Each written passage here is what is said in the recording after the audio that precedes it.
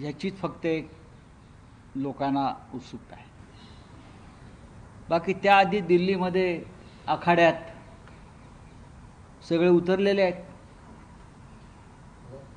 एक आखाडा म्हटल्यावरती एकमेकांचे कपडे फाडणं, वस्त्रहरण करणं, चिखलफेक करणं, एकमेकाला लोळवण्याची आणि संपवण्याची भाषा करणं हे सुरू आहे.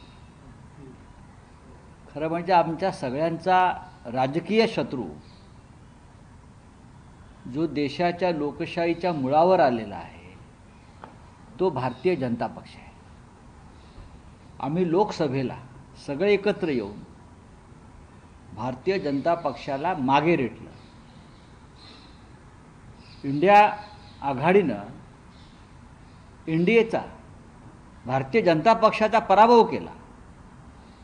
चंद्राबाबू आणि नितीश कुमार यांच्या कुबड्यांवरती मोदींचं सरकार आहे. आम्ही त्यांचा पराभव केला. आम्ही एक असल्यामुळे